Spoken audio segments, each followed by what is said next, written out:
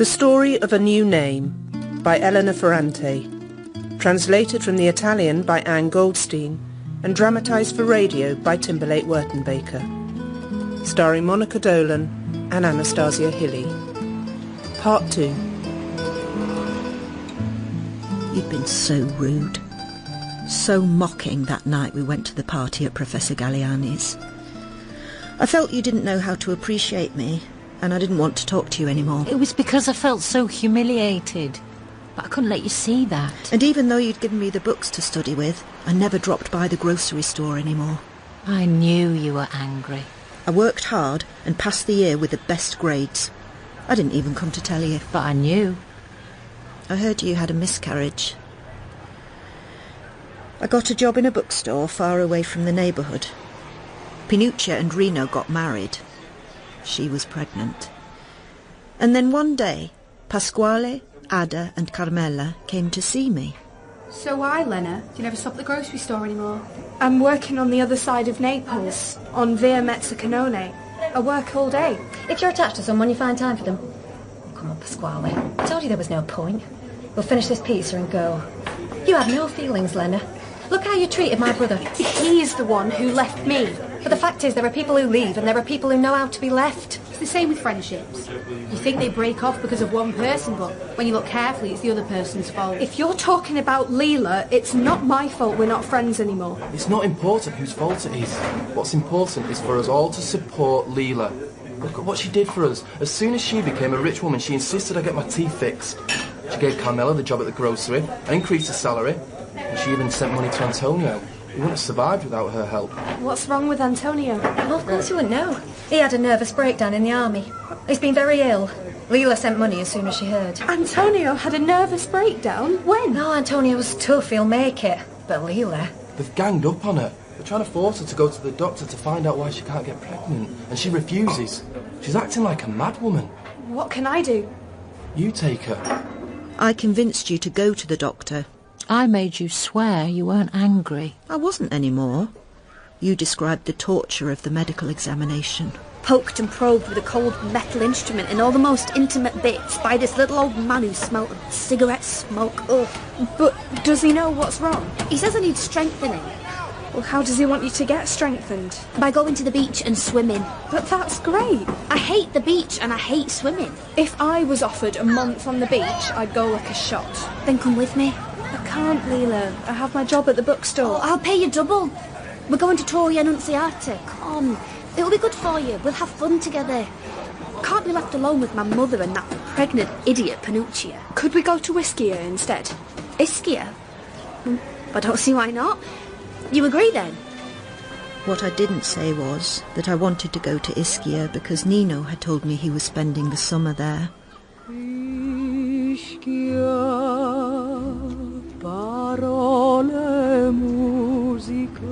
We disembarked on Ischia on the second Sunday of July, loaded with luggage which Reno and Stefano carried. You and Pinuccia argued over the biggest bedrooms and took the ones with views of the sea.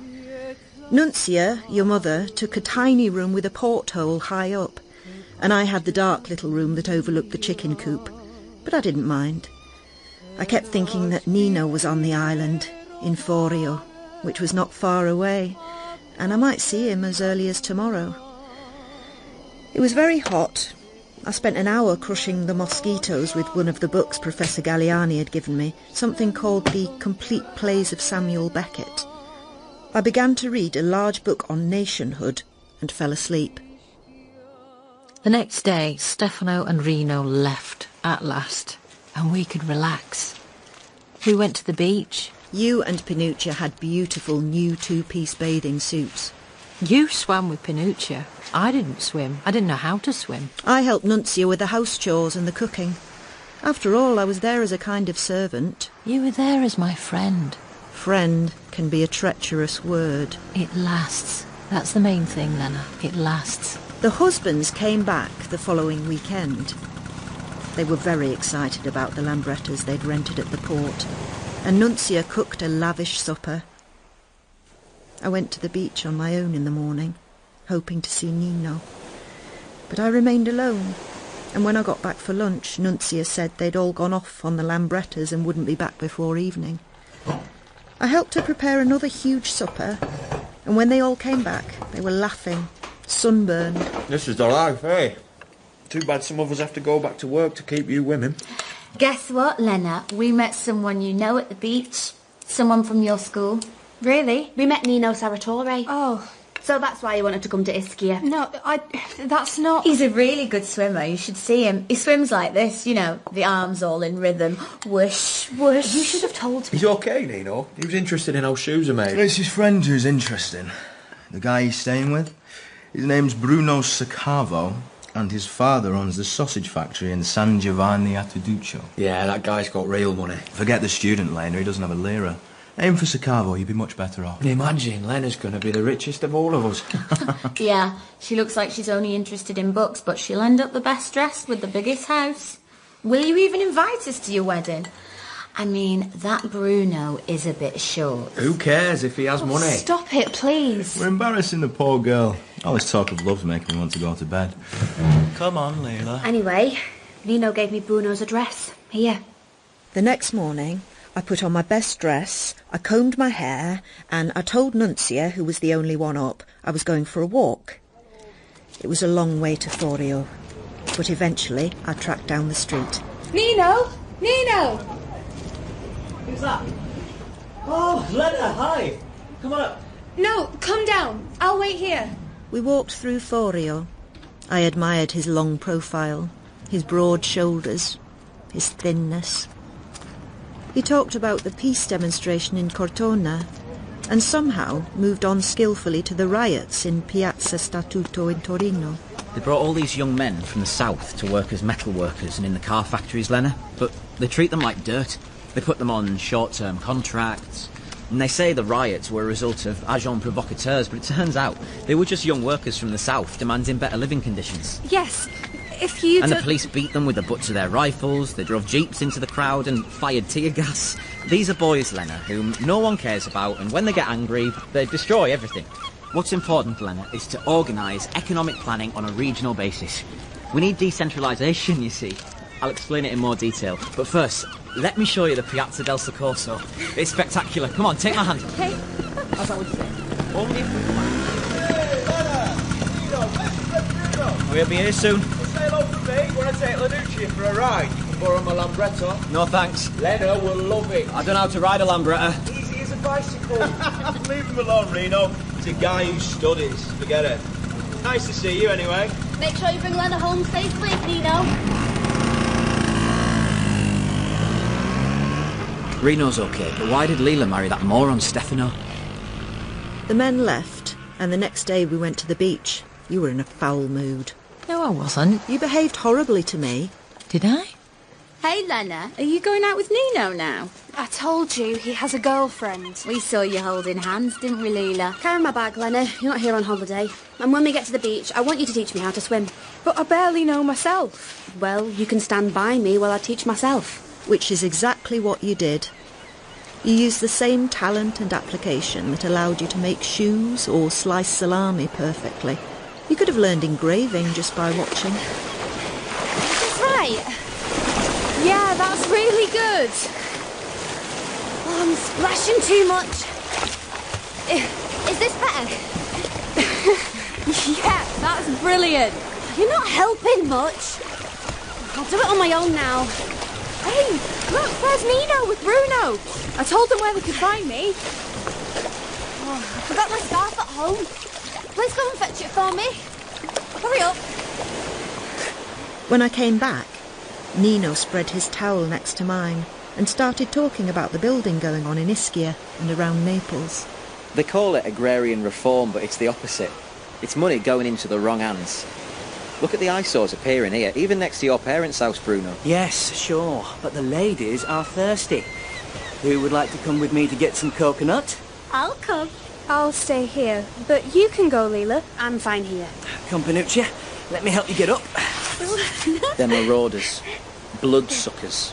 They arrive with suitcases full of money and buy land, but they don't pay taxes. And then you have the lawyers for the developers. Yes, exactly. Camorrists, monarcho-fascists, and the Christian Democrats who behave as if cement were made in heaven and God himself was throwing blocks of it on our coasts, on our beautiful hills. All of Campania is being ruined, and everyone is in on it, including the shopkeepers. Who are the shopkeepers, Nino? Tradesmen. My husband is a shopkeeper. Oh, I didn't mean to offend you. That evening, you asked me to lend you one of my books. I knew you hadn't opened a book in years, and I looked for something I thought might be accessible. I gave you the volume of Beckett, the one I used to kill mosquitoes.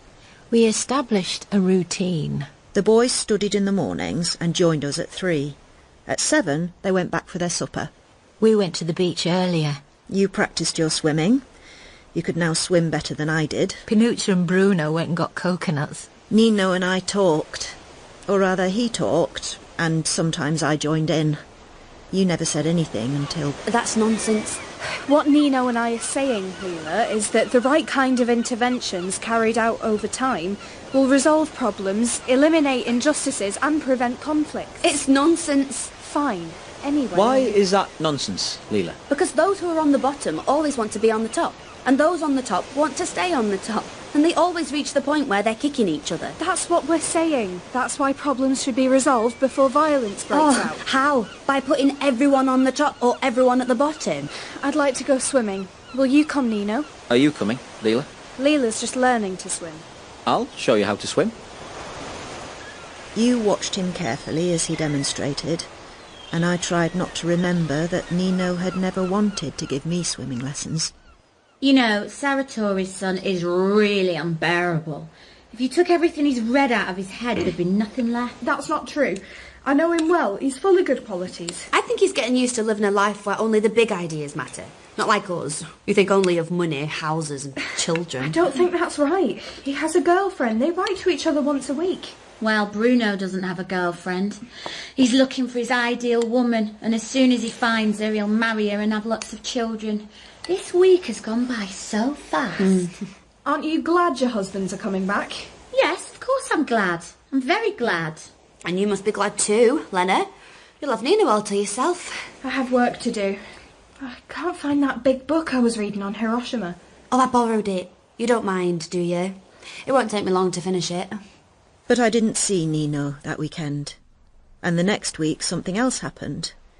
We were all lying on the beach and Nino was talking about disarmament. You interrupted. Nino, have you ever been to the theatre? A few times. Why? Have you read these plays by Beckett? No. We read about politics, Lila. Nuclear disarmament. We don't have to wait for a nuclear war. In this book, it's as if it's already happened. And you see, here is a woman called Winnie. And at first, she's buried up to her waist, and then up to her neck, but she keeps saying, another happy day. Another happy day. Will you lend it to me? It's mine. Professor Galliani lent it to me. Have you read it? Not yet. I was going to start tonight, but if you really want it, sure, you can borrow it. Thank you, Lena. May I give you a kiss? I love being with you both. Sure. May I give you one too, Lila? Why not? A swim? We all went to the water together, but then I saw you and Nino strike out, both swimming fast and much further than I ever could. You were swimming effortlessly. I still worried you might drown, but I wasn't really sure I would mind. I left the beach. When I got back to the house, I found Pinuccia in a wet bathing suit packing her bags, while her mother-in-law, Nuncia, admonished her. Why are you worried about Reno? He knows how to wash his own underwear, he knows how to cook. There's his father and friends. He understands you're here to rest, Pinuccia, so you'll have a fine and healthy baby. I never went on holiday when I was expecting, but today, thank God, there's money. A little comfort isn't a sin. So please, Pino. Reno's worked all week. When he arrives, he wants to see you happy. And if he finds you like this, he'll worry. And when he worries, he gets angry. And then what? You ought to be happy. So don't torture him. Come on now. I tried to convince her as well, but she was adamant. Finally, you arrived. What's going on? You had a long swim. I've packed my bags. I want to go back to Naples. They're arriving. I can hear the Lambrettas. Pinuccia, please. Go and wash your face right now, Pinuccia. Take off that bathing suit and get suitably dressed.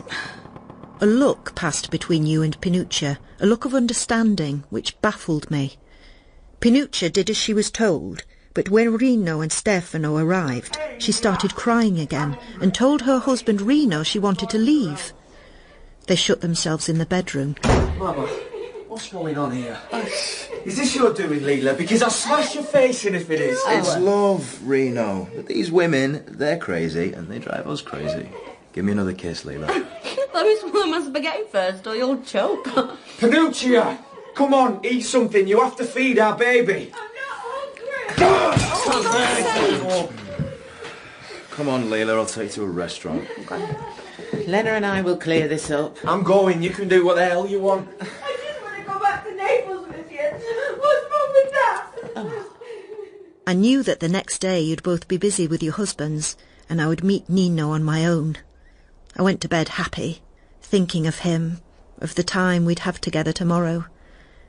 I fell asleep, but I sensed someone in my room. Who? Shh, it's only me. I have to talk to you. I was asleep. I'll only stay a moment. Did you see how far I swam? I was worried about you. What if you drowned? I have to tell you something. Nino kissed me. I kept my lips closed, but he pressed so hard my lips hurt. Well, you know Nino. He kisses everyone. He's kissed me too. He told me he's always loved me. Ever since we competed together in primary school. Remember that? When I won in maths. The next day, I met Nino on the beach. Hi, Nino. Where's Bruno? He's not coming. Shall we rent a boat? We can swim from the boat. I'd love that. We were alone. I thought we'd start talking about the books we were reading, or maybe this time we would go further, maybe talk about feelings. I dismissed what Lila told me the night before as fantasy, or Nino just being nice. I read an interesting article last night about disarmament. I have something important to say to you. Yes, Nino? What did I expect? What did I hope? Did Lila talk to you yesterday? No. I kissed her. Lena, do you think Lila will ever be able to love me? She's married, Nino. She doesn't love him.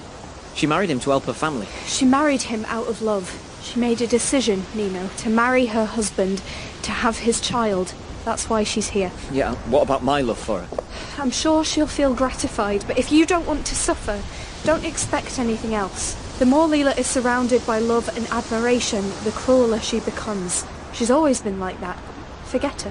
When I returned, the men had left for Naples, and so had Pinuccia. Do you know why Pinuccia left?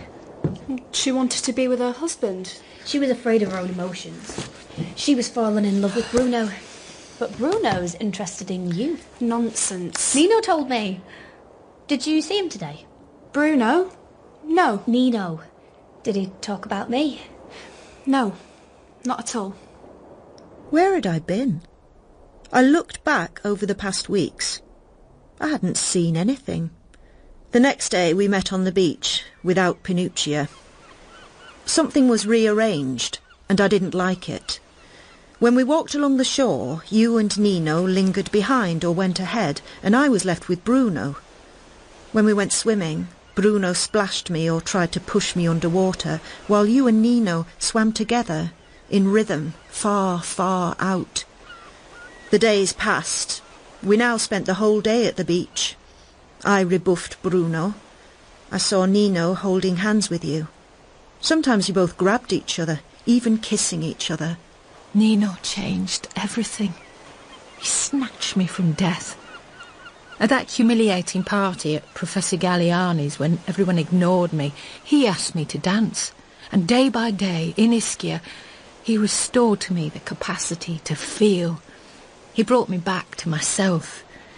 Is resurrection too strong a word? I learnt to live again through him. We reinvented together the pure joy of thought, of love.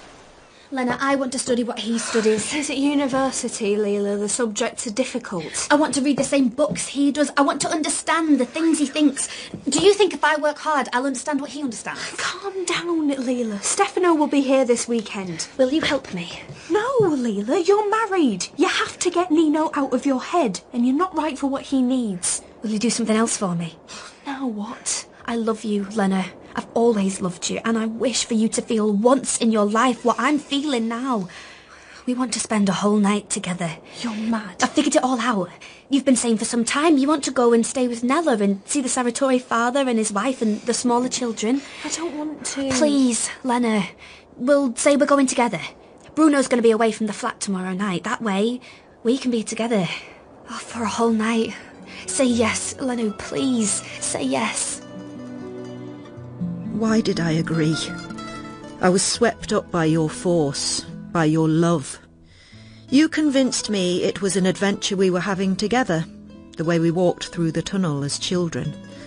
And then too, I thought it was a way to show my love for Nino, by making him happy, by sacrificing myself for his happiness, like a film. It took all our ingenuity to persuade Nunzia. We took a taxi. Nino was waiting for me. You both disappeared in the doorway, hands and arms enlaced. That night. I went on to Barano, to Nella's. We had the whole night to ourselves. We couldn't get enough of each other that night. I slept with Nino's father, Donato Sarratore. Oh, Lena, if you knew, if I'd known. When I think back... I shudder with disgust. I had taken a walk after dinner on the beach. He found me. We sat down on the cold sand. I knew I'd find you here, listening to the sea's breath, contemplating the divine beauty of the sky. We have the same need to search for the right word to describe the magic of the moon on a warm night. Yes, I thought. Maybe we really are made of the same clay. Maybe we're both condemned to the same, to identical mediocrity. I'm cold. Oh. Is that better? His mouth was warm, and little by little I let him explore my body, reveal it in a way I'd never known before. Donato knew women, and I ignored his flowery language and let myself go. He applied himself with care, with devotion, and I was overwhelmed by a need for pleasure that was demanding, egocentric, relentless. He kept on. I opened up. I didn't mind the sharp pain. I had no regrets. Look at the sky, my darling. It's sprinkling us with its stars. Like a benediction. We better go back in. Oh, let me help you. How lovely you are. Where can we meet tomorrow? We're not meeting anywhere tomorrow, Donato Sarratore. We're not meeting anywhere ever again. And if you ever come looking for me in the neighbourhood, I'll tell my boyfriend Antonio, and you can imagine what he'll do to you, not to mention my good friend Michele Solara.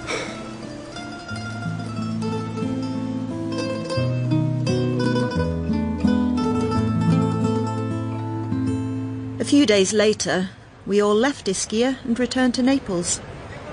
I decided, from that moment on, I would live for myself alone. I heard odd rumours about Nino. He'd written a cruel letter to Nadia, breaking with her. He hadn't gone back to school. He wasn't taking exams. He'd been spotted drunk on the street in broad daylight. I didn't inquire further. And that last year of school passed like a flash. I worked and worked. With Nino gone, I was now the best pupil in the school. And one of the examiners called me over after an oral exam. You write very well, Greco. What faculty do you intend to choose? Faculty? I'm planning to sit the civil service exam. You're not planning to go to university then? No. You need to work? Yes. Greco, have you heard of the Pisa Normale? Pisa? If you pass their exam, you can go and study in Pisa for free. You'll be provided with room and board as well as free tuition. I applied, and I did everything I could to earn more money, taking on more and more students. I only found time to visit Pinuccia after she'd had Reno's baby. She was miserable. Pinuccia could only ever be miserable. It was the path she traced for herself. Oh, shut up, for God's sake. This baby won't stop crying. Oh, look at how ugly he is, Lena. Anyway, it's nice of you to come and see me. I'm so bored. May I hold him? He stinks. He needs to be changed. He needs to be changed all the time. All right, take him. Oh, he's lovely. He's hideous. It's my fault. I made a bad choice. I should never have married Reno. He's a complete failure and it's all Lila's fault. You know what that bitch has done? She's taken it into her head to work in the shop in Piazza dei Martiri, and she's taken away everything Giliola and I did, and she's put sofas in it, and books and paintings, and even chocolates in a bowl. Can you imagine? But the worst is Marcello Solari. You know those shoes that Lila made and he bought and wore to the wedding? Well, he's had them copied.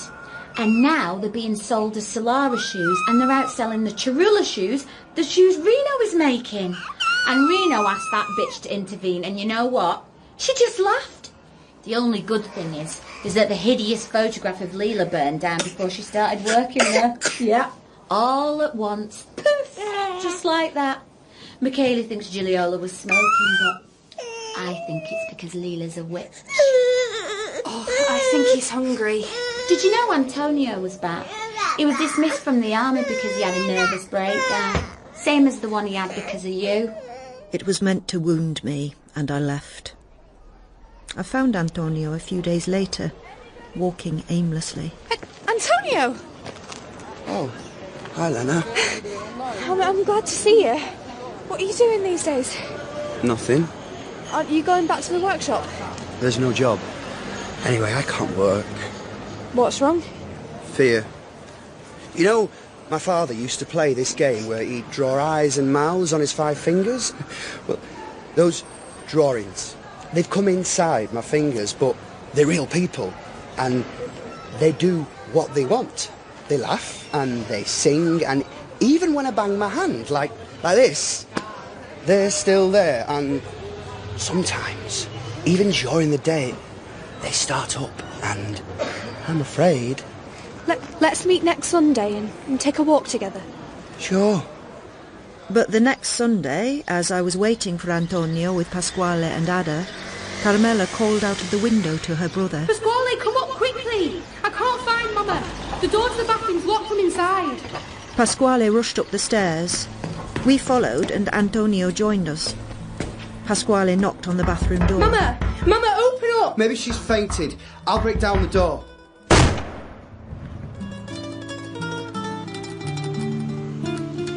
Giuseppina had been a brave and energetic woman. She looked after her imprisoned husband when he was accused of killing Don Achille. She looked after her children. She was always kind and helpful. She was happy Carmela had found work in the grocery, but in the end, like so many women in the neighbourhood, she was worn out, hardly eating, wasting away. She had hanged herself by the neck.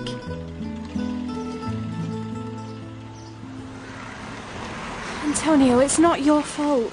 Look, Carmela and Pasquale are getting on with things. You have to stop thinking about Giuseppina. I've got a job now. That's great. Why didn't you tell me sooner? Doing what? I'm working for the Solaras. No, Antonio, you can't. No! When you're in the army, Lenu, you owe obedience to anyone who wears stripes, no matter what they are. You're going to work in the Solara bar? No. Then what? I get a fixed amount each month to be available. Available for what? Just available. In the army, I learn how to come up behind a man and kill him before he's even heard a footstep.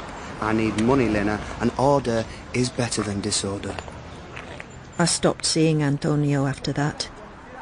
I passed the exam for Pisa.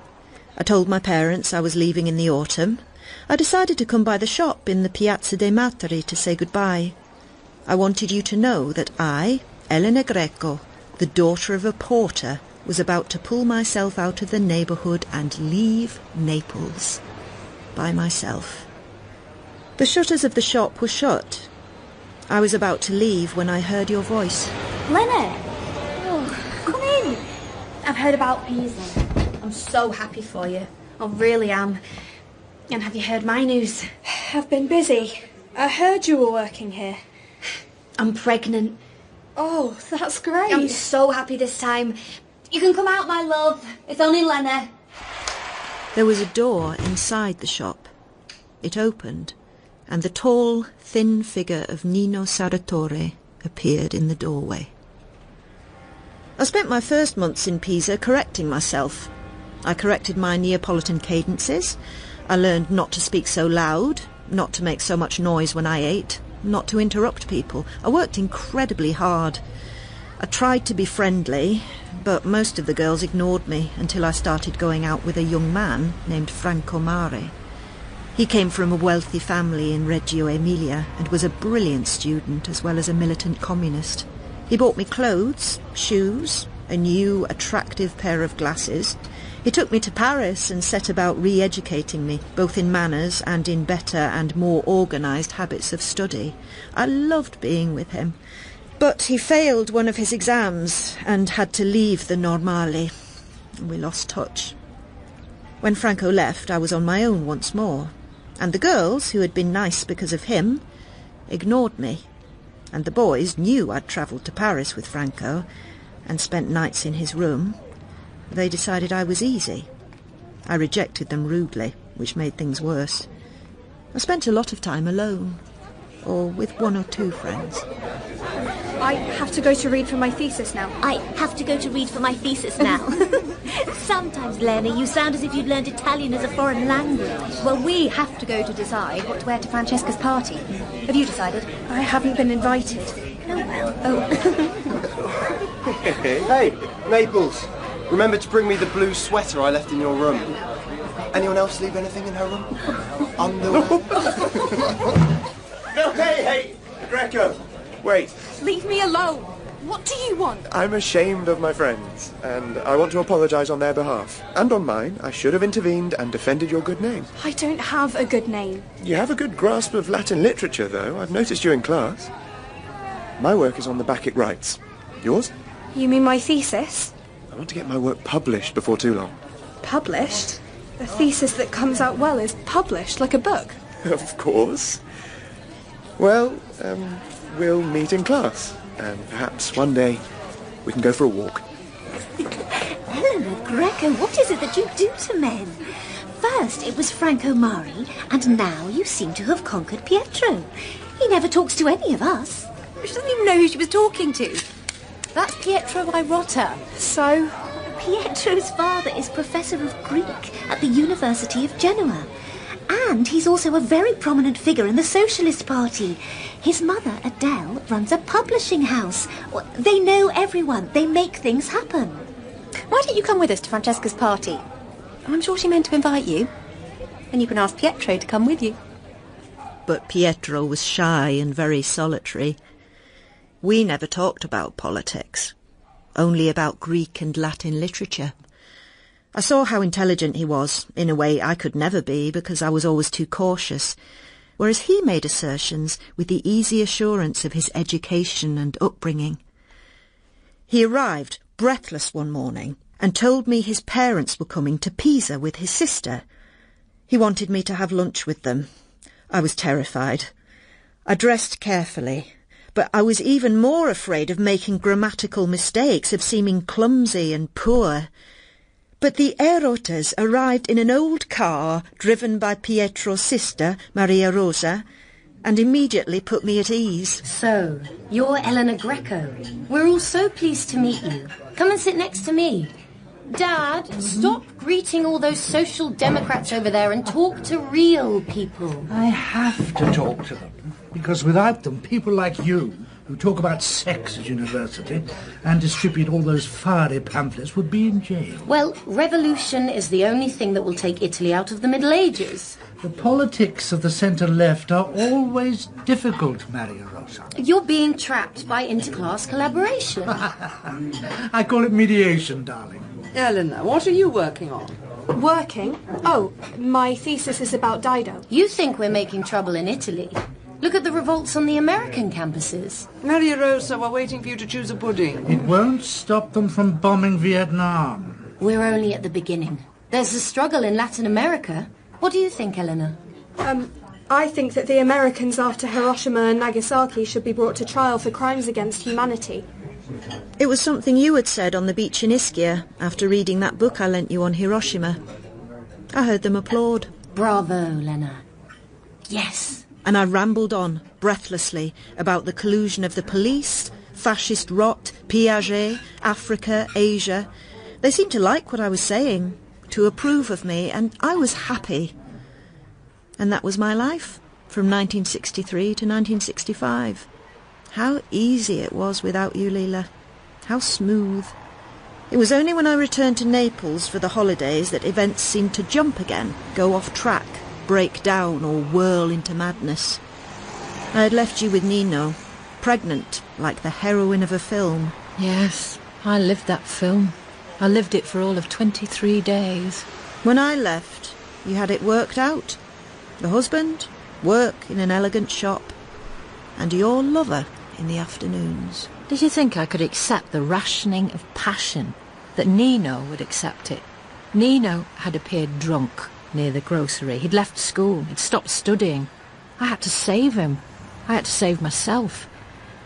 That's why I convinced Stefano to let me work in the Piazza dei Martiri. Michele Solara was delighted, and I knew Stefano was increasingly in debt to the Solaras, as was my brother. It was clear to me that they were being swept away, but I didn't care. I organised everything in the shop so that Nino and I had 3 or 4 hours on our own to love each other and to study. I remember reading an article in Il Mattino, signed by Nino Saratore. There was something about the writing, its power. It wasn't Nino, was it? It was you. He wrote it. You wrote too. Does it matter? One Sunday I cleaned the flat thoroughly, washed all the pots and cooked. Is it good? It's fine. But it's not as good as my mother's cooking. You know, your brother is really getting on my nerves. His shoe designs don't please the Solaris. He's lazy and he's not nice to my sister or my sister's son. Pastry? Let's go to bed. I have to say something. Say it in bed. As of tomorrow, I don't want to go to the shop in the Piazza di Matri anymore. You did everything to work in that shop. Did you have an argument with the Solaris? I just don't want to work there anymore. Fine. Come back to the grocery shop. You'll have to square it with the brothers, though. I don't want to work in the grocery shop either. All right, stay at home. I don't want to stay at home. Lila, what the hell do you want? I want to leave you.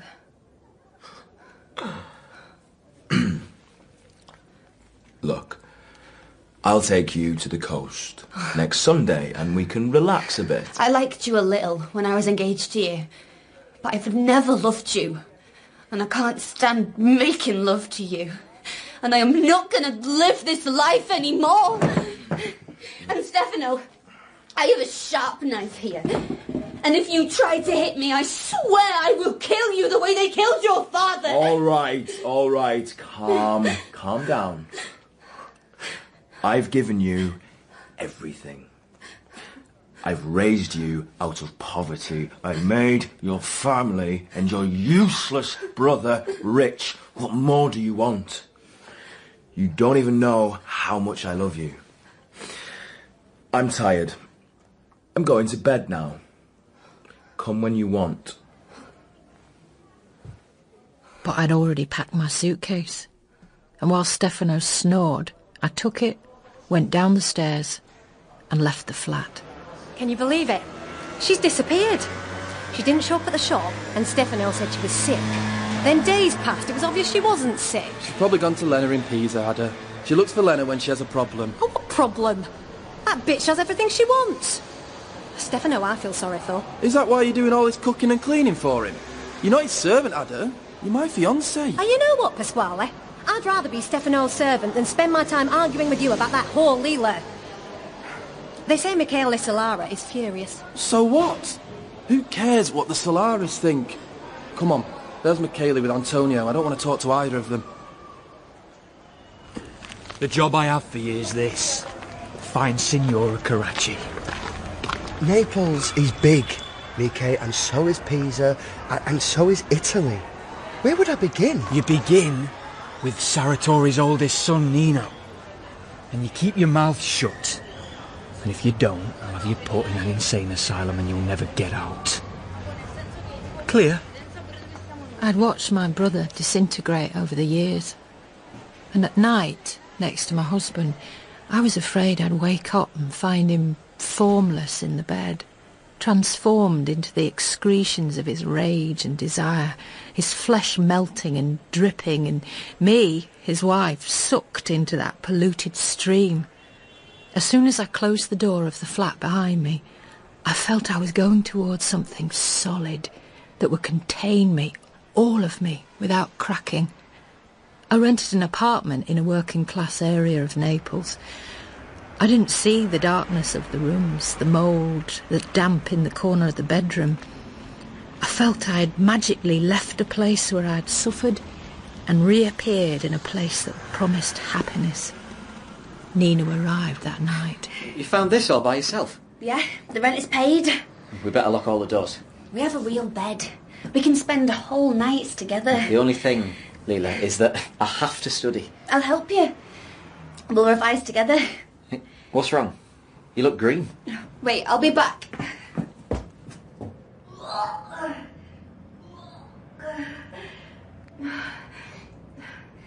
think I can feel the baby moving. 23 days. We read, went to films together, we came home through the rain, clinging to each other, joking.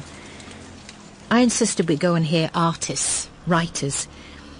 One night we went to hear Pasolini talk. He was mesmeric. I tried to convince Nina to talk to him. Look, he's over there with some people. Let's join and congratulate him on his talk. Why would I go over and talk to him? He's queer. He's a brilliant writer and filmmaker, Nino. Come on. Look over there. There's a group of fascists. They're going to make trouble for him. Come on. Do you think I'm afraid of fascists? Bunch of morons! Oh. Wait, quick, let's go. That's Antonio. He hasn't seen us. If you're going to behave like that every time we go out, I'd rather go alone. Like what, Nino? You're always so excessive in your reactions and at meetings. Frankly, you talk too loud. It's embarrassing. And you make trouble. And you're always arguing with somebody and insisting on your own opinions. You don't think I can hold my own? Do you know how many important people I talked to in Piazza di Matri? Didn't I help you get that article published in Il Mattino? You're too timid, Nino, too cautious, but you'll see, you'll do great things. Wait until your second article is published. It's been turned down. Is that what's been bothering you? Why didn't you tell me? I'll call the editor. No, you won't. That creep was never interested in me, but in you. You're just making problems for me anyway. What do you mean? It's your fault. You kept correcting what I wrote. You confused me. It was like slow drops of nonsense. Ting, ting, ting in my head. It was your article, Nino. You made me rewrite it 4 times. You wanted to rewrite it. Look, Lila, just find something of your own to do. Go back to selling shoes or to the grocery, but don't ruin me by trying to be something you're not. Get out! I thought I'd be back in 10 minutes. I waited all night and all the next day. Marisa told me what happened later. I'm not interested. He went back to his family for a few days, but he kept arguing with his father, who wouldn't give him any money. I was pregnant. It frightened him. He went and borrowed money from Bruno. He was going to flee, but he changed his mind and he took the metro. It was raining. He was walking to the flat, back to you. A silhouette loomed in front of him. He was knocked down, and then he was punched and kicked. And someone said to him, not angrily, very calmly, "Don't touch her, and don't see her again. Repeat after me. I won't see her, and I won't touch her again." It was Antonio. Nino was on his way back to you. It was over. I was alone in the dark and cold flat, penniless and pregnant. Antonio had found you very quickly, but he never told Michele he knew where you were. Some men understand loyalty. Nino was only ever interested in his own success. I'd been mistaken about everything. I'd married Stefano because I thought being rich was the answer. I'd believed Nino couldn't do without me and that ours was an exceptional, a unique fate. Now, I wanted nothing for me or my child. I locked the door, and as I watched the cockroaches scuttling through the cracks, I waited to die. Is that you, Nino? Enzo? Hello, Lila. We're going now. Where? To your husband. Who sent you? No one sent me. I'm not coming. Well, then I'll stay with you. Forever if I have to. Forever? What about your job? What about Carmela? You're much more important. I'll tell her. I've already told her. Listen to me, Lila. I've loved you ever since we were children. But I've never told you because you're beautiful and intelligent and I'm short in a fruit and vegetable seller. I don't know why you left your husband and I don't want to know. But you can't stay here in this filth. I'll take you to the entrance of the building and wait. If Stefano treats you badly, I'll come up and I'll kill him. But he won't. He'll be glad you've come back. But know this, I brought you back to your husband. And if you can't come to an agreement with him, then let me know and I'll come and get you. Alright? Yes, Enzo. He packed my suitcase and took me to the flat. Stefano welcomed me, acted as if I'd really been to Pisa to see you. And some months later, I had my son, Rinuccio. Stefano refused to believe it wasn't his child. I wanted to make sure Rinuccio was intellectually stimulated from the beginning. I bought whatever books I could find. I studied the psychology of children, how they learned, and I decided to take care of my nephew as well. That's all I was interested in. I didn't mind that Stefano was always grumpy and complained about the state of the flat with toys everywhere. It was his older brother, Alfonso, who helped me find books. He was now managing the shop in the Piazza di Martiri. I went to find him one day to ask about a book, and I didn't notice in time that Michele was there. Well, well, look who's here. And look at that beautiful child. He looks just like you, Lila. Come and play Rinuccio. No, even better, we'll get you an ice cream. Come on, Lila, come and have a coffee. No thanks, we have to get home. I'll drive you. Give me that thing, darling, you're using it too much. Leave him, he cries otherwise. I don't like him using the pacifier so much. I have to talk to you. If it's about shoes, I'm not interested. Listen, Lila, I don't know what you're doing with that husband of yours. He's a hopeless businessman and he's going to be ruined soon. Leave him today. I'll take you and your son. I didn't want your brother, and I don't want you. First, because I don't like either of you, and second, because you think you can do anything and take anything without regard for anyone. Think hard, Lila. Tomorrow you'll come begging to me. No way. Then you better know what everybody else knows in the neighbourhood. Stefano has taken Ada as his mistress. It started when you were in Ischia. She went to your house every night and Stefano has rented an apartment on the Rettifilo for her. Do you believe me? You make me sick. You, Stefano, all of you. Stop the car, we'll walk the rest of the way. I confronted Stefano that evening. I expected him to chase me out, say he wanted to have Ada as his wife. Instead, he denied everything, declared his undying love, and that night, he raped me. What did Rinuccio see? Hear? I'll never know.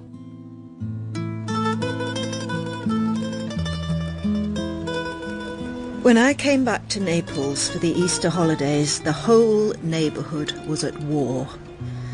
Pasquale was the last to find out his fiancée had become Stefano's lover, but as the secretary of the neighbourhood section of the Communist Party, he was torn between his instinct to kill the lovers and his need to support women's equality and their freedom to make their own choices.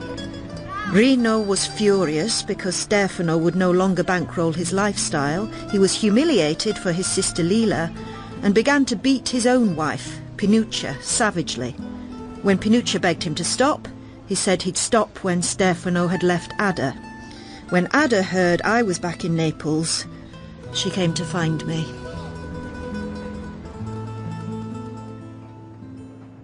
Lena, you look really good now. And you're so educated and wise. Will you tell Lila for me that one can't control one's heart? And even if she is the wife, I'm the one who gives Stefano everything. And pretty soon, I'll be able to give him a child. So he no longer belongs to her, but to me. Tell her that. I could see she wanted to get everything possible for herself. Stefano, the grocery store, the money, the house. Could I blame her for fighting the battle we were all, in one way or another, fighting? Finally, I went to see you. You were still beautiful, but I felt your bones through your thin dress. You have to do me a favour. Take this. Keep it safe. What's in it? It's heavy. Everything's here. Everything that happened with Nino. All my thoughts and even things between the two of us we haven't said. Lena, I loved Nino more than myself, but now I don't remember anything. I'm not interested in what happened to him or where he went. You have to take this box and keep it safe. If Stefano finds it, he'll destroy it. Are you happy, Lena? Oh, your hair is beautiful. Yes, I am. Lena, I'm frightened that one day Stefano will kill me and the child. I'm frightened too. Tell me what to do. Go to Enzo. Give him this message. Lila tried, but she couldn't make it. Will you remember that? Go as soon as you can. Stefano mustn't find you here. I gave the message. Enzo said nothing. The next day, I took the train back to Pisa and read your notebooks. Before throwing them over the bridge? I read them. I absorbed them. I lived them. I didn't call you. I had my own life. I was engaged to Pietro Erotta. On the night he gave me a beautiful ring with diamonds. I thrust into his hands, I don't know why, a bunch of papers, not an essay or my thesis, but something I'd written very fast on graph paper. It was mostly about what had happened to me that night on the beach in Ischia, and also about Naples and the neighbourhood. He never mentioned these papers, and I assumed he was too busy to read them. It was his mother, Adele, who called me. So, you've written a novel? Sorry? Oh, you mean... It was just some pages I gave to Pietro. Has he read them? What matters is that I've read them. We're very excited about this at the publishing house. There's a contract on its way. Have you sent it to other publishers? I haven't even reread what I wrote. Don't touch it. It's ready for publication. Have you written anything else? No. I was just... It's the first thing I'd... Well, you have talent and luck. There's something powerful in that book. Something I can't quite figure out. The advance will be 100,000 lira. Is that all right with you? I didn't sleep that night. I knew that what was powerful in my book came back to you, went back even to your childish pages in The Blue Fairy. Those pages and the fantasies we'd elaborated together had put deep roots in my mind, nourished later by everything I'd learned at school, but you were the source. We were one in this book, entangled forever, and I wanted to tell you all this. It was Ada who gave me your address in San Giovanni a Teduccio. I'd never been there before. It was in a heavily industrialised area on the eastern fringes of the city. I took several buses, elbowing and fighting my way through the loud and filthy crowds. I almost turned back. Lena, what are you doing here? How did they let you in? I said I was a friend of Bruno's. Oh, now they'll be convinced I give him blowjobs. What do you mean? That's how it works. Well, here you are. You look good. Did you get your degree? Even better, Lila. I've written a novel. It's being published. That's what I came to tell you. I'm happy for you. I really am. Lila, are you all right? You don't look well. Your hands are... Oh, I'm fine. Stripping the meat off the bones ruins your fingers, that's all. Talk to Bruno. He's the worst of them all. He only ever shows up to choose some woman and take her to his office. And if she turns him down, she's fired. Cirulo, your 2 minutes is up. I wanted to tell you, this book, it's because of you. It comes from you. Then it can't be very good. Cirulo, I'm warning you. Oh, piss off! I heard you came here with Enzo. He got your message. He came to get me. He's kind. He's good. He's not afraid of anything. I left everything behind. Money, my jewellery. We left notes saying where we were. We're not hiding, even from the Solaris. You know, he studies at night. He knows so many things. I heard he got his engineering degree. Way beyond that, Lena. He's studying mathematics. He's read about electronic calculators. He says it's a whole new language. We're working on it together. It's called programming. Have you heard of Boolean algebra? It handles complex binary connectives with the numbers 1 or 0. So if a proposition... Cirulo! Oh, okay! I have to take her outside or she'll get lost. Do you love him? We sleep apart, but we're together. You know you can reduce everything in the world to true and false, to binary numbers. I don't have time to explain it to you, but it's fascinating. It's the biggest adventure I've embarked on so far. It's the new world. I see. You'd better go. Watch out for the guard. He'll accuse you of stealing a mortadella just so he can feel you up. Lila, I don't want to lose you. You won't, my friend. In The Story of a New Name by Elena Ferrante, Lena was Monica Dolan and Lila Anastasia Hilly. Young Lena, Daisy Tompkinson. Young Lila, Chloe Harris. Reno, Tom Vary. Carmela, Harriet Waters. Michaeli, Lee Rufford. And Stefano, Adam Long. Pasquale, Joseph Palmer. Nino, Sam Lupton. Antonio, Joshua Bolt. Panuccia, Catherine Drysdale.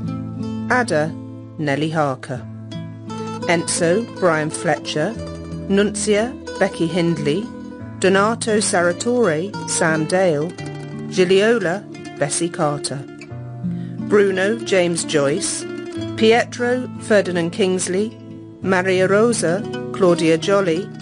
Professor Arotta, David Collings. The Examiner was Jane Whittenshaw. Adele, Sylvestre Latouzal. The Story of a New Name by Elena Ferrante was dramatised for radio by Timberlake Wertenbaker. It was directed by Celia de Wolfe and was a peer production for BBC Radio 4.